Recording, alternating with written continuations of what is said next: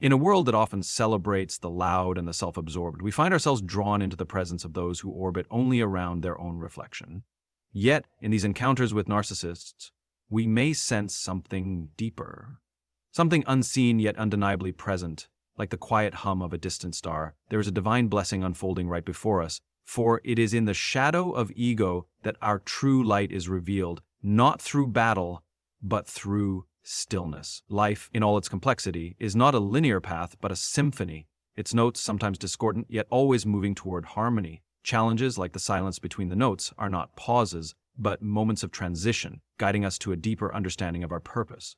In the presence of those who seek only to be seen, we are reminded of the beauty in being unseen, of trusting that every step we take is part of a grander cosmic dance. And in this dance, we are never lost. We are simply waiting for the music to unfold us. When we encounter narcissists, it's easy to feel like we're trapped in a battle, as if the very fabric of our existence is being tested. The grand conflict of them versus us plays out in our minds, and we begin to feel as though we're constantly defending ourselves against the overwhelming force of their ego. But what if I told you that this sense of conflict is, in many ways, an illusion? What if, instead of seeing the narcissist as the enemy, we saw them as part of a divine design, an intricate puzzle piece that fits perfectly into our journey? The truth is, the real struggle isn't happening out there in the interactions with others. The real struggle is happening within us. It's the internal conflict between who we are now and who we are meant to become. The narcissist, in all their self-absorption, is not an adversary, but a reflection of this deeper process. They challenge us to grow, to become more self-aware, and to understand the true nature of our own power. Think about it. In the presence of someone who seeks only their own validation, you are given a choice: to react or to reflect.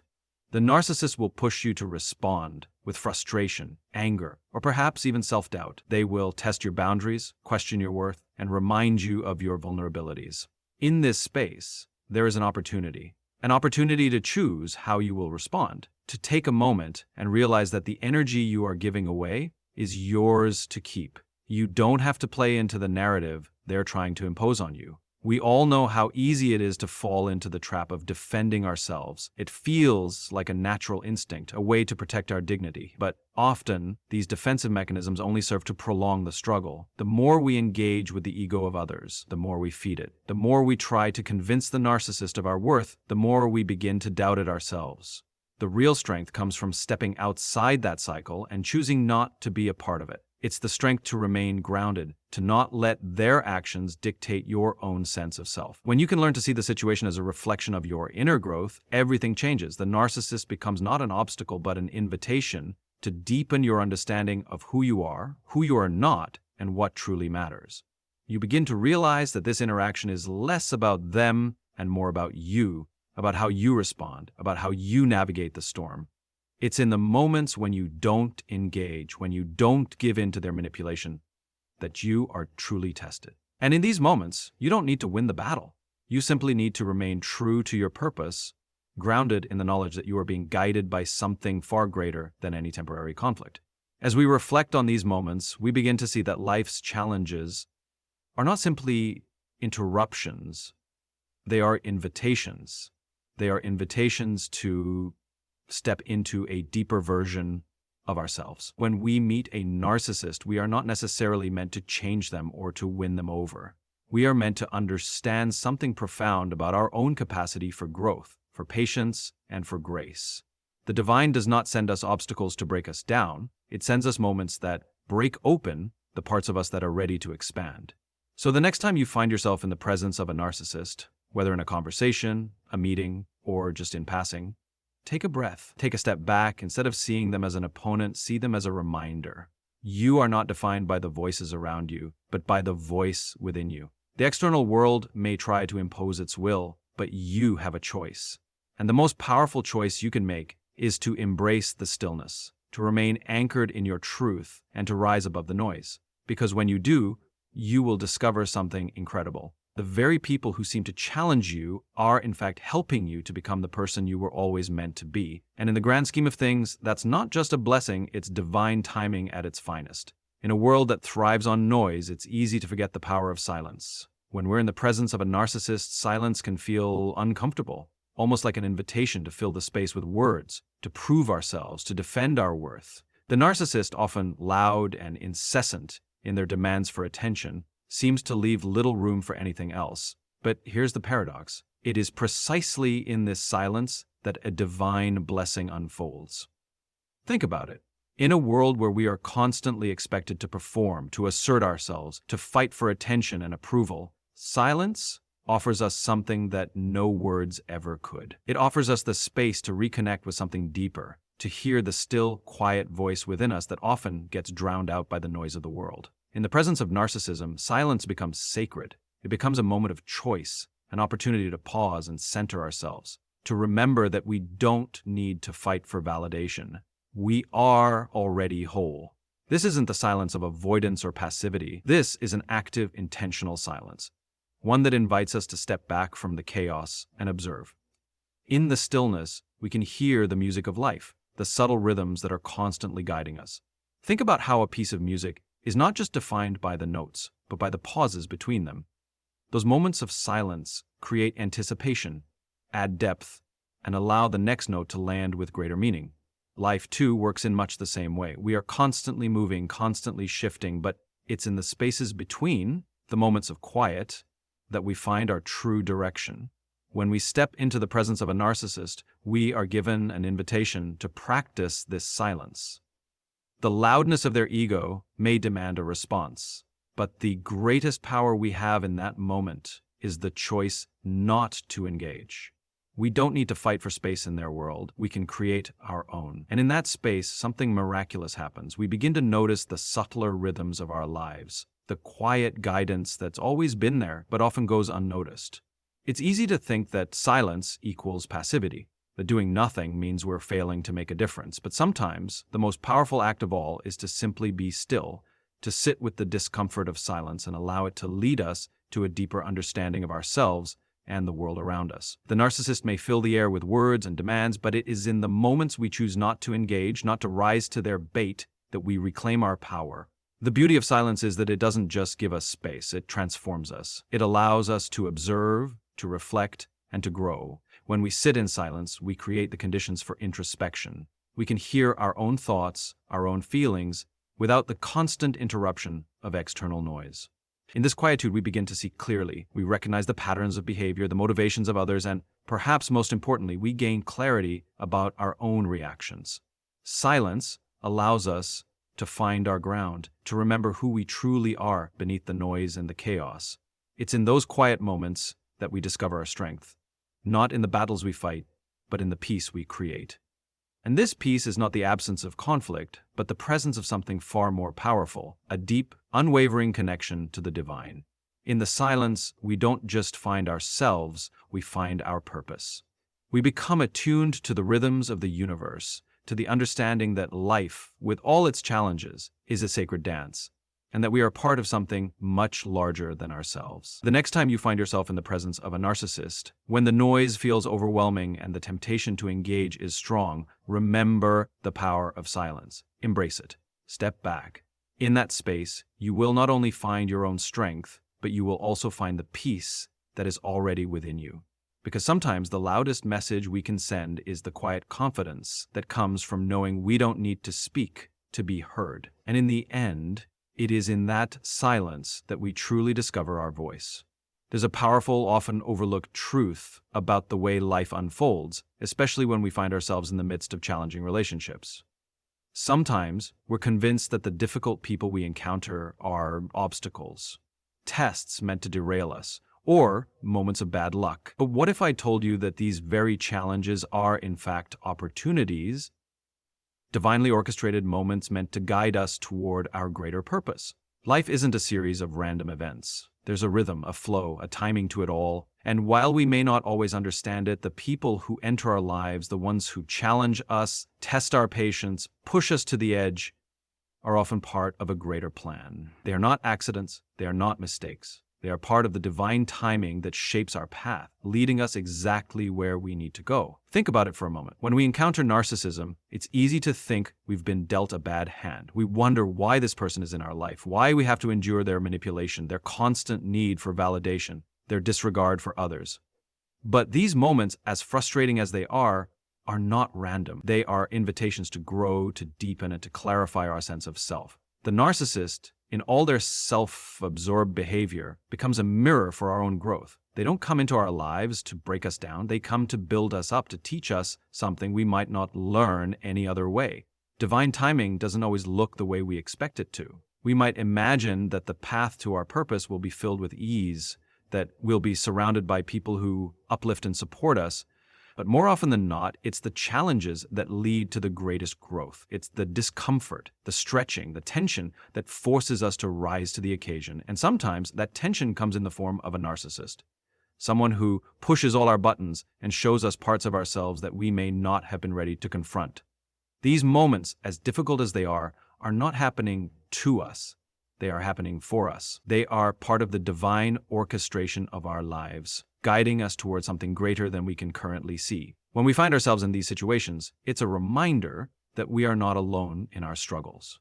We are part of a larger, more beautiful picture. The universe has a way of placing exactly what we need in front of us at the right moment. And while we might not always understand the reason, we can trust that there is a purpose. Think of life as a symphony, and each interaction, each challenge, as part of the score. Some notes are soft and gentle, others are sharp and discordant, but every note has its place, and every moment leads us toward the next. When we encounter narcissism, we are being invited to play our part in this greater composition. Our response to these challenges, whether we react with patience, grace, or strength, shapes the music of our lives. The narcissist might demand attention, but we choose how we show up. We choose whether we engage in their drama or remain steadfast in our own purpose. It's not about fixing the narcissist. It's not about changing them or making them see the world differently. The divine purpose of these moments is not to change others, but to change ourselves. It's an opportunity to clarify who we are, to align more closely with our true selves, and to recognize that no matter how loud the world around us gets, we are still guided by something far more powerful than external circumstances. The divine timing at work in these moments is a reminder that we are not in control of everything. We can't dictate every interaction, every relationship, or every outcome, but we can control how we show up, how we respond, and how we use these moments to align with our greater purpose. The narcissist is a catalyst. Nothing more, nothing less. They are there to reveal something within us that we might not have seen before. Something that will serve us on our journey toward fulfillment. So, the next time you find yourself in the presence of a narcissist, instead of seeing them as an obstacle, ask yourself, what is this moment trying to teach me? What part of me is being called to grow? Trust that this is part of a much larger story, a story in which you are playing a crucial role. Every challenge, every moment of tension is leading you closer to the person you are meant to become. And that, my friends, is the beauty of divine timing. In the end, it's not about the people who challenge us. It's about how we choose to rise to the occasion, how we choose to learn, to grow, and to trust that everything is unfolding exactly as it should. When we think about the people who test us, who challenge our sense of self, we often see them as obstacles to our peace. But in reality, these encounters can serve as some of our most profound teachers. Narcissists, in their constant need for attention and validation, often force us to look at ourselves in ways we might not otherwise. In their presence, we're confronted with questions about who we are, who we want to be, and where our true worth lies. It's easy to let these encounters undermine our confidence.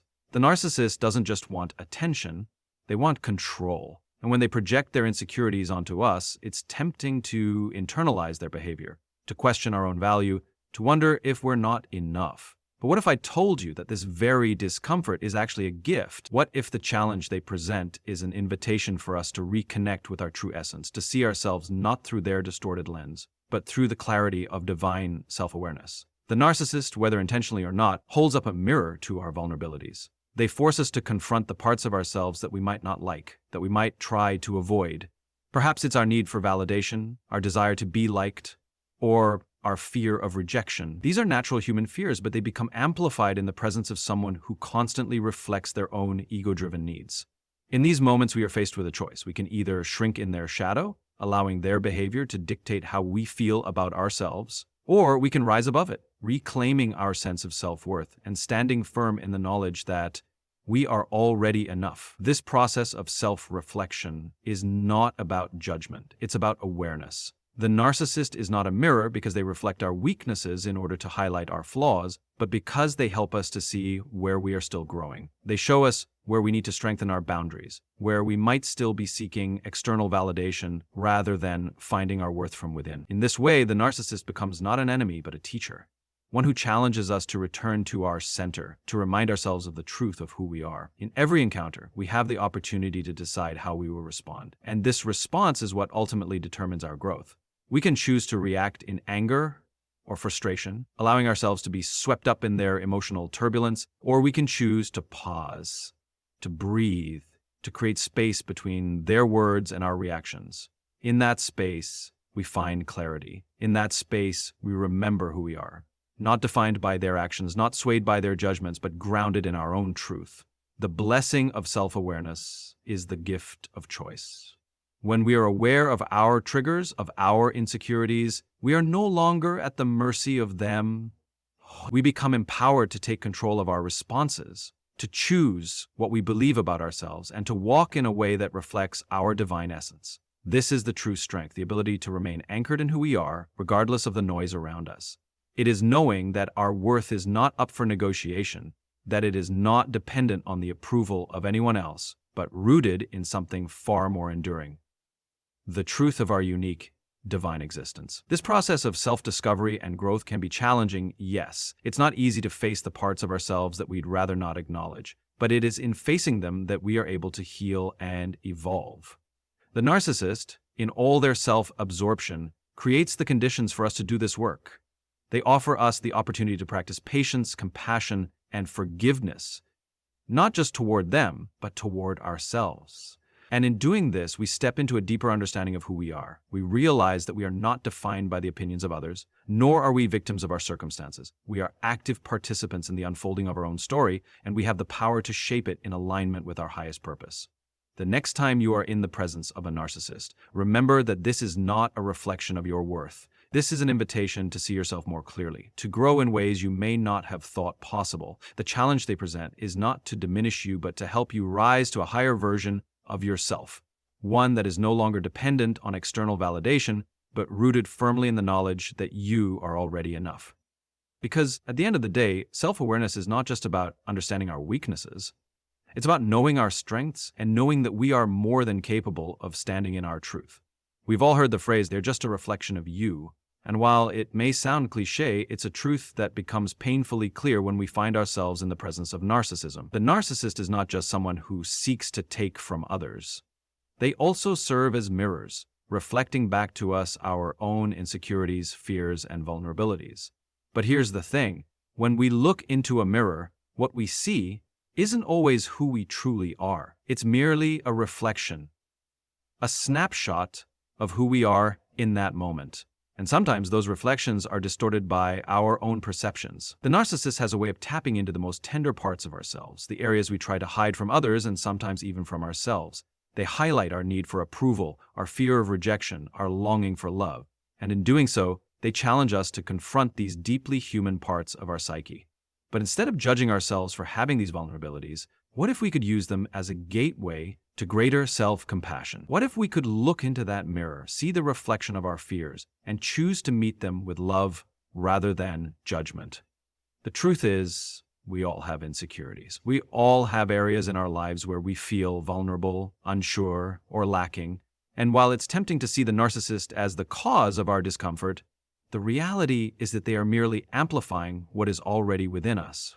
The narcissist becomes the catalyst, the external force that forces us to look inward and see where we need to grow, where we need to heal, and where we need to strengthen our sense of self. When we realize this, we begin to understand that the narcissist's behavior is not a personal attack. It is simply a reflection of the world through their lens. They are so consumed by their own need for validation that they have no choice but to seek it at all costs, even at the expense of others. And when we see them this way, we no longer need to take their actions personally. They are merely playing out their own internal struggles, and we are witnessing the reflection of their own pain and insecurity. But the blessing in this is profound. By understanding that their actions are a reflection of their own insecurities, we can begin to separate their behavior from our own sense of self-worth. We can stop internalizing their criticism, stop seeing their treatment of us as a measure of our value. Instead, we can view it as an opportunity for growth. We can use their behavior as a mirror, not only to reflect on our own vulnerabilities, but also to ask ourselves, what can I learn from this? What does this reflection tell me about who I am and who I am becoming? Here's where the magic happens. When we stop seeing the narcissist as the source of our discomfort and start seeing them as the mirror they truly are, we begin to recognize that our discomfort is not a reflection of our inadequacy, but a sign of our opportunity for growth. Their behavior reveals the parts of ourselves that we might have neglected, the areas that need healing. Instead of seeing their actions as a threat to our self-esteem, we can see them as a call to action, a chance to strengthen our boundaries, to assert our worth, and to reclaim our power. This shift in perspective is not easy. It requires us to step outside of our emotional reactions and see the bigger picture. It asks us to move beyond the surface level of their behavior and to dig deeper into the roots of our own feelings. But when we do this, we start to realize that the narcissist is not the one holding the mirror. We are. We are the ones who get to decide how we respond, how we interpret their behavior, and ultimately, how we grow from it. And in that growth, we find the true beauty of this experience. Because when we look into the mirror and see ourselves clearly, when we see our fears, our vulnerabilities, our strengths, and our capacities for growth, we begin to realize that we are not defined by how others treat us. We are defined by how we treat ourselves, how we see ourselves, and how we choose to grow through life's challenges. So, the next time you find yourself in front of a narcissist, take a moment to look into that mirror, see what they're reflecting back to you, not just about them, but about you. Recognize that this moment, as uncomfortable as it may feel, is an opportunity to become more self-awareness, more compassionate, and more aligned with the truth of who you really are. Because when you understand that the reflection is yours to interpret, you reclaim the power to shape your own story. At the heart of every interaction, whether it's with a narcissist or anyone else, lies a profound truth. We are all interconnected. It's easy to forget this when we're in the midst of a difficult situation, especially when it feels like we're being pitted against someone who seems to operate entirely for their own benefit with little regard for anyone else. But the truth is, their presence in our lives is not a random occurrence, and neither is ours in theirs. We are all part of a larger, more intricate web, a vast, unfolding story in which every person, every encounter, has a purpose. When we encounter narcissism, the temptation is to view the person as separate from us, as someone who is different, flawed, and, in some cases, even an adversary. It's easy to feel as though they are part of the problem, a force working against our peace, our growth, or our happiness. But if we allow ourselves to step back, to look at the situation from a wider lens, we begin to see something more profound. We are all playing a role in one another's stories. And while the narcissist may be wrapped up in their own world, seeking validation, seeking to dominate, they too are part of a larger divine design. Think about the concept of a tapestry. Every thread, no matter how small or seemingly insignificant, plays a role in creating the whole picture. Some threads are vibrant and bold, others are muted and subtle, but all are necessary for the tapestry to come together as it was meant to. In the same way, we each play a part in the story of humanity. Our interactions with others, the people who challenge us, the ones who make us uncomfortable, and even those who seem entirely self-absorbed, all have a role to play in shaping the broader narrative of our lives. It can be difficult to see the connection between ourselves and a narcissist. Their behavior seems so self-centered, so disconnected from any higher purpose. But when we open our hearts to the idea that everything happens for a reason, that every person we encounter is a piece of the puzzle, we begin to shift our perspective. The narcissist may be showing us a part of ourselves we didn't want to see, or they may be teaching us lessons in patience, compassion, or setting boundaries. The role they play may not be one we would have chosen, but it is one we can learn from. There is a profound beauty in the recognition that we are all part of something greater. Life is not simply a collection of random events, but a grand unfolding dance in which each of us has a role to play. And while we may not always understand why certain people cross our path, there is a divine orchestration at work, guiding us toward growth, understanding, and ultimately, connection. When we step into this awareness, we begin to realize that we are not alone in our experiences. We are connected to everyone we encounter, whether we see it or not. Each of us is part of a much larger story, and every person, whether they are difficult or easy, is a co-author of that story. It's in this interconnectedness that we find true meaning. It's in this understanding that we see that no experience is wasted. Every moment, every encounter contributes to the greater whole. This awareness invites us to approach life's challenges with a sense of openness and curiosity rather than resistance. When we see the narcissist as part of our story, not as an obstacle, we free ourselves from the burden of judgment. We stop seeing them as something to be fixed or changed, and instead see them as a fellow traveler on the road of life, just as imperfect, just as human as we are. This doesn't mean we condone their behavior or allow ourselves to be mistreated. It simply means we recognize that their presence in our lives is not without purpose, and that in some way, they are contributing to our growth, our understanding, and our capacity for compassion. The beauty of interconnectedness is that it calls us to be both patient and aware. It invites us to meet others where they are, without the need to change them or fix them, but with a deep sense of acceptance and understanding. The narcissist, in all their complexity, is just another thread in the tapestry of our lives, and in this recognition, we see that we are all part of something far bigger than we can imagine. So, the next time you encounter a narcissist, instead of resisting their presence, see them for what they truly are, a part of your journey.